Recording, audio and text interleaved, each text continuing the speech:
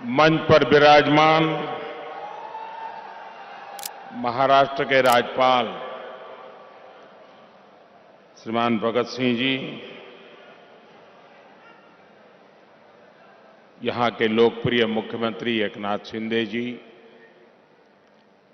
इसी धरती के संतान और महाराष्ट्र के उज्जवल भविष्य के लिए प्रयत्नरत श्री देवेंद्र जी, नितिन जी, राव साहब दानवे, डॉक्टर भारतीताई और विशाल संख्या में पधारे हुए नागपुर के मेरे प्यारे भाइयों और बहनों,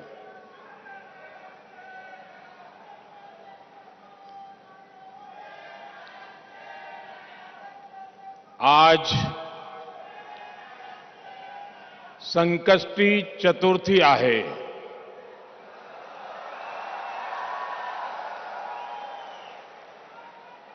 कोणतेही शुभकाम करताना आपण प्रथम गणेश पूजन करतो। आज नागपुरात आहोत तर टेकडीच्या गणपती बाप्पाला माझे वंदन।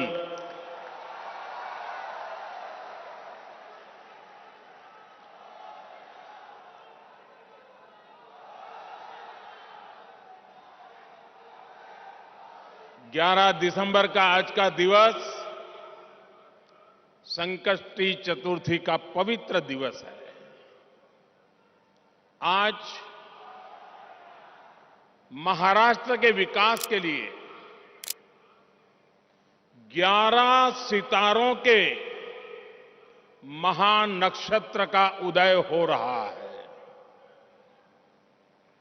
पहला सितारा हिंदू हृदय सम्राट बाला साहब ठाकरे महाराष्ट्र समृद्धि महामार्ग, जो अब नागपुर और शिरडी के लिए तैयार हो चुका है। दूसरा सितारा नागपुर एम्स है, जिसका लाभ विदर्भ के एक बड़े क्षेत्र के लोगों को होगा।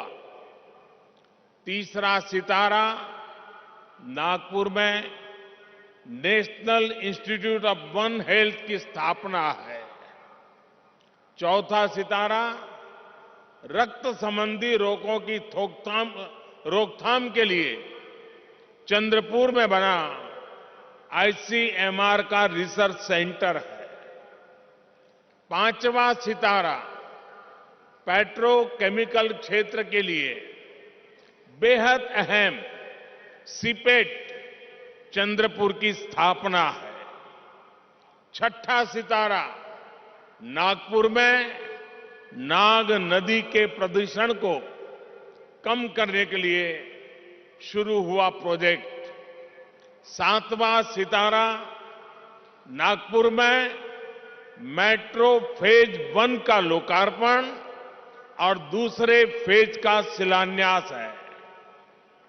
आठवां सितारा नागपुर से बिलासपुर के बीच आज प्रारंभ हुई वंदे भारत एक्सप्रेस है। नवा सितारा नागपुर और अजनी रेलवे स्टेशन के पुनर्विकास की परियोजना है। 10वां सितारा अजनी में 12,000 हॉर्स पावर के रेल इंजन के मेंटेनेंस डिपो का लोकार्पण है। 11वां सितारा नागपुर इटारसी लाइन के कोहली नरखेड़ रूट का लोकार्पण है। 11 सितारों का यह महानक्षत्र महाराष्ट्र के विकास को नई दिशा देगा, नई ऊर्जा देगा। आजादी के 75 साल के अमृत महोत्सव में 75,000 करोड़ रुपए के इन विकास कार्यों के लिए महाराष्ट्र को, महाराष्ट्र की जनता को बहुत बहुत बधाई।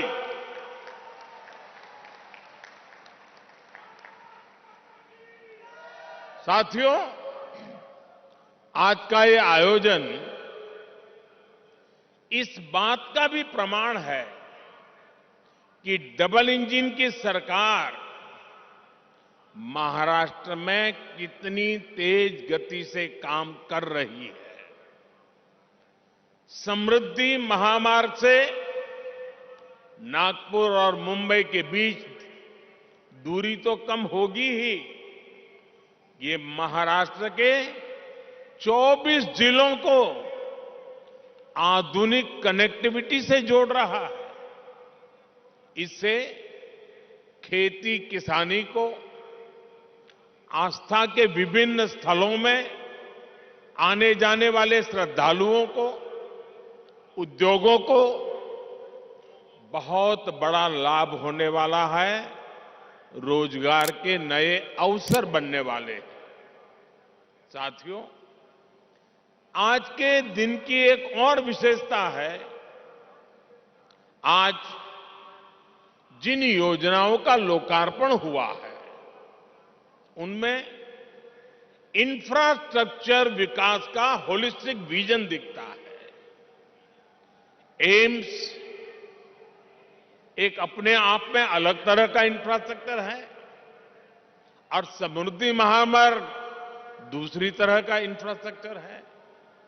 इसी तरह वंदे भारत एक्सप्रेस और नागपुर मेट्रो दोनों ही एक अलग प्रकार का कैरेक्टर है उस इंफ्रास्ट्रक्चर का, लेकिन ये सब एक बुके में, एक गुलदस्ते में अलग अलग फूलों की तरह, जिससे निकलकर विकास की खुशबू जन जन तक पहुंचेगी।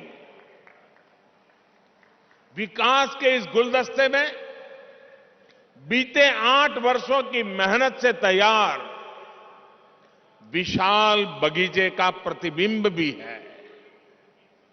चाहे बात सामान्य मानवी के लिए हेल्थ केयर की हो या फिर वेल्थ क्रिएशन की हो, चाहे बात किसान को सशक्त करने की हो या जल संरक्षण की हो, आज पहली बार देश में ऐसी सरकार है जिसने इंफ्रास्ट्रक्चर को एक मानवीय स्वरूप दिया है। इंफ्रास्ट्रक्चर का एक ऐसा ह्यूमन टच जो आज हर किसी के जीवन को स्पर्श कर रहा है। हर गरीब को 5 लाख रुपए तक का मुफ्त इलाज देने वाली आयुष्मान भारत योजना हमारे सोशल इंफ्रा का उदाहरण है। काशी, केदारनाथ, उज्जैन से लेकर पंढरपुर तक हमारे आस्था स्थलों का विकास हमारे कल्चरल इंफ्रा का उदाहरण है। 45 करोड़ से ज्यादा गरीबों को बैंकिंग सिस्टम से जोड़ने वाली जनधन योजना हमारे फाइनेंशियल इंफ्रास्ट्रक्चर का उदाहरण है। नागपुर एम्स जैसे आधुनिक अस्पताल खोलने का अभियान, हर जिले में मेडिकल कॉलेज खोलने का अभियान हमारे मेडिकल इंफ्रास्ट्रक्चर का उदाहरण है। और इन सब में जो बात कॉमन है वो है मानवीय संवेदनाओं का तत्व, ह्यूमन टच, संवेदनशीलता। इंफ्रास्ट्रक्चर को हम सिर्फ निर्जीव सड़कों और फ्लाईओवर तक नहीं समेट सकते। इसका विस्तार कहीं ज्यादा बड़ा है। और साथियों, जब इंफ्रास्ट्रक्चर के काम में संवेदना नहीं होती, उसका मानवीय स्वरूप नहीं होता, सिर्फ ईंट, पत्थर, सीमेंट, चूना, लोहा दिखता है, तब उसका नुकसान देश की जनता को उठाना पड़ता है, सामान्य मानवी को उठाना पड़ता है। मैं आपको गोसीखुर्द डैम का उदाहरण देना चाहता हूं। 30-35 साल पहले इस डैम की नींव रखी गई थी और उस समय उसका अनुमानित खर्च 400 करोड़ रुपए के आसपास था। लेकिन बरसों तक संवेदनाहीन कार्यशैली के कारण बरसों तक वो डैम पूरा नहीं हो पाया। अब डैम का अनुमानित खर्च 400 करोड़ से बढ़कर के 18,000 करोड़ रुपए हो गया। 2017 में डबल इंजन की सरकार बनने के बाद इस डैम का काम तेज हुआ है, हर समस्या को सुलझाया गया है। मुझे संतोष है कि इस वर्ष ये डैम पूरा भर पाया है। आप कल्पना कर सकते हैं, इसके लिए 3 दशक से ज्यादा लगे, तब जाकर इसका लाभ गांव को, किसान को मिलने लगा। भाइयों और बहनों, आजादी के अमृत काल में देश विकसित भारत के विराट संकल्प के साथ आगे बढ़ रहा है। विकसित भारत के निर्माण का रास्ता है भारत की सामूहिक ताकत। विकसित भारत के निर्माण का मंत्र है राष्ट्र के विकास के लिए राज्य का विकास। बीते दशकों का हमारा ये अनुभव रहा है कि जब हम विकास को सीमित रखते हैं तो अवसर भी सीमित हो ही जाते हैं। जब शिक्षा कुछ ही लोगों, कुछ ही वर्गों तक सीमित थी, तो राष्ट्र का टैलेंट भी पूरी तरह निखर कर सामने नहीं आ पाया। जब बैंकों तक कुछ लोगों की पहुंच थी, तो व्यापार कारोबार भी सीमित ही रहा। जब बेहतर कनेक्टिविटी केवल कुछ शहरों तक सीमित थी, तो ग्रोथ भी उसी दायरे तक सीमित रही। यानी विकास का पूरा लाभ ना तो देश की बड़ी आबादी को मिल पा रहा था और ना ही भारत की असली ताकत उभर कर सामने आ पा रही थी। बीते 8 वर्षों में हमने ये सोच और अप्रोच दोनों बदली है। हम सबका साथ, सबका विश्वास, सबका विकास और सबका प्रयास, इस पर बल दे रहे हैं। और जब मैं सबका प्रयास कहता हूं तो इसमें हर देशवासी शामिल है और देश का हर राज्य शामिल है। छोटा बड़ा जो भी हो, सबका सामर्थ्य बढ़ेगा, तब जाकर भारत विकसित बनेगा। इसलिए हम उनको प्रोत्साहित कर रहे हैं जो पीछे रह गए, वंचित रह गए, जिनको छोटा समझा गया, यानी जो पहले वंचित था वो अब हमारी सरकार की वरीयता में है। इसलिए आज छोटे किसानों के लिए वरीयता के आधार पर काम किया जा रहा है। पीएम किसान सम्मान निधि का बड़ा लाभ यहां विदर्भ के किसानों को भी मिला है। ये हमारी ही सरकार है जिसने पशुपालकों को वरीयता देते हुए किसान क्रेडिट कार्ड की सुविधा से जोड़ा है। हमारे रेहड़ी पटरी ठेले वाले भाई बहन, स्ट्रीट वेंडर्स, उन भाई बहनों को भी पहले कोई पूछता नहीं था, वो भी वंचित थे। आज ऐसे लाखों साथियों को भी वरीयता देते हुए बैंक से आसान ऋण मिल रहा है। साथियों, वंचित को वरीयता, वंचित को वरीयता, इसका एक और उदाहरण हमारे आकांक्षी जिलों का भी है। देश में 100 से अधिक जिले ऐसे हैं जो आजादी के इतने दशकों बाद भी विकास के अनेक पैमानों पर बहुत पीछे थे। इनमें से ज्यादातर आदिवासी क्षेत्र थे, हिंसा से प्रभावित क्षेत्र थे।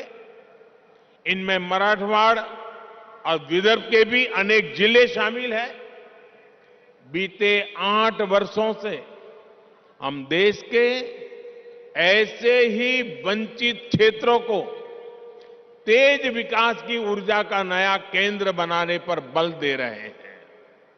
आज जिन प्रोजेक्ट्स का लोकार्पण और शिलान्यास हुआ है, वे भी इसी सोच और अप्रोच का प्रकट रूप है। साथियों, आज आपसे बात करते हुए मैं महाराष्ट्र के लोगों को, देश के लोगों को भारत की राजनीति में आ रही एक विकृति से सावधान भी करना चाहता हूं। ये विकृति है शॉर्टकट की राजनीति की। ये विकृति है राजनीतिक स्वार्थ के लिए देश का पैसा लुटा देने की। ये विकृति है करदाताओं की गाढ़ी कमाई को लुटा देने की। शॉर्टकट अपनाने वाले ये राजनीतिक दल, ये राजनीतिक नेता देश के हर करदाता के सबसे बड़े दुश्मन है, जिनका मकसद सिर्फ सत्ता में आना होता है, जिनका लक्ष्य झूठे वायदे करके सिर्फ सरकार हड़पना होता है, वो कभी देश नहीं बना सकते। आज एक ऐसे समय में जब भारत अगले 25 वर्षों के लक्ष्यों पर काम कर रहा है, तो कुछ राजनीतिक दल अपने निजी स्वार्थ में भारत की अर्थव्यवस्था को तबाह कर देना चाहते हैं। हम सबको याद होगा, जब पहली औद्योगिक क्रांति आई, हिंदुस्तान उसका लाभ नहीं उठा पाया। दूसरी, तीसरी औद्योगिक क्रांति में भी हम पीछे रहे, लेकिन आज जब चौथी औद्योगिक क्रांति का समय है, तो भारत इसे गंवा नहीं सकता। मैं फिर कहूंगा, ऐसा अवसर किसी देश के पास बार बार नहीं आता। शॉर्टकट से कोई देश चल नहीं सकता। देश की प्रगति के लिए स्थायी विकास, स्थायी समाधान के लिए काम करना, एक लॉन्ग टर्म विजन बहुत ही जरूरी है। और स्थायी विकास के मूल में होता है इंफ्रास्ट्रक्चर। एक समय दक्षिण कोरिया, साउथ कोरिया भी गरीब देश था, लेकिन इंफ्रास्ट्रक्चर के माध्यम से उस देश ने अपना भाग्य बदल दिया। आज खाड़ी के देश इतना आगे इसलिए भी है और लाखों भारतीयों को वहां रोजगार मिलता है, लाखों भारतीयों को, क्योंकि उन्होंने भी बीते 3-4 दशकों में अपने इंफ्रास्ट्रक्चर को मजबूत किया है, आधुनिक किया है और फ्यूचर रेडी किया है। अरे कब आपको पता होगा, आज हिंदुस्तान के लोगों को सिंगापुर जाने का मन करता है। कुछ दशक पहले तक सिंगापुर भी एक सामान्य आइलैंड कंट्री हुआ करता था। फिशरीज से कुछ रोजी रोटी लोग कमा लेते थे, लेकिन सिंगापुर ने इंफ्रास्ट्रक्चर पर निवेश किया, सही आर्थिक नीतियों पर चला और आज वो दुनिया की अर्थव्यवस्था का इतना बड़ा केंद्र बना हुआ है। अगर इन देशों में भी शॉर्टकट की राजनीति हुई होती, टैक्स पेयर का पैसा लुटाया गया होता, तो ये देश कभी उस ऊंचाई पर नहीं पहुंच पाते जहां आज है। देर से ही सही भारत के पास अब यह अवसर आया है। पहले की सरकारों के समय हमारे देश के ईमानदार करदाताओं ने जो पैसा दिया, वो या तो भ्रष्टाचार की भेंट चढ़ गया या फिर वोट बैंक को मजबूत करने में खप गया। अब समय की मांग है कि सरकारी खजाने की पाई पाई का उपयोग देश की पूंजी, युवा पीढ़ी के उज्जवल भविष्य के लिए निर्माण पर खर्च होनी चाहिए। मैं आज भारत के हर युवा से आग्रह करूंगा, हर टैक्स पेयर से आग्रह करूंगा, ऐसे स्वार्थी राजनीतिक दलों को, ऐसे स्वार्थी राजनीतिक नेताओं को एक्सपोज करिए। आमदनी अठन्नी, खर्चा रुपया, ये वाली कुनीति लेकर के जो राजनीतिक दल चल रहे हैं, वे इस देश को भीतर से खोखला कर देंगे। दुनिया के कई देशों में हमने आमदनी अठन्नी, खर्चा रुपया, ये ऐसी कुनीति की वजह से पूरी अर्थव्यवस्था को तबाह होते देखा है। हमें मिलकर भारत को ऐसी कुनीति से बचाना है। हमें याद रखना है, एक और आमदनी अठन्नी, खर्चा रुपया, ये वाली दिशाहीन कुनीति और सिर्फ स्वार्थ है। वहीं दूसरी ओर देश हित और समर्पण भाव है। स्थायी विकास, स्थायी समाधान का प्रयास है। आज भारत के युवाओं के पास जो अवसर आया है वो हम ऐसे ही जाने नहीं दे सकते। और मुझे खुशी है कि आज देश में स्थायी विकास और स्थायी समाधान को सामान्य मानवी का भी जबरदस्त समर्थन मिल रहा है।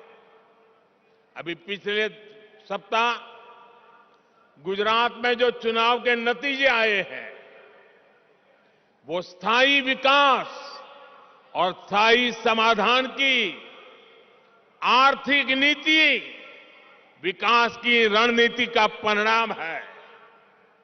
मैं शॉर्टकट अपनाने वाले ऐसे राजनेताओं को भी विनम्रतापूर्वक, आदरपूर्वक कहूंगा कि स्थायी विकास के विजन को समझिए,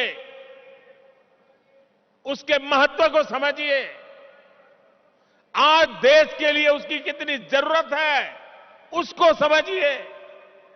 शॉर्टकट के बजाय स्थायी विकास करके भी आप चुनाव जीत सकते हैं, बार बार चुनाव जीत सकते हैं। ऐसे दलों को मैं कहना चाहता हूं, आपको डरने की जरूरत नहीं है। मुझे विश्वास है जब आप देश हित को सर्वोपरि रखेंगे तो शॉर्टकट की राजनीति का रास्ता भी जरूर त्याग करेंगे।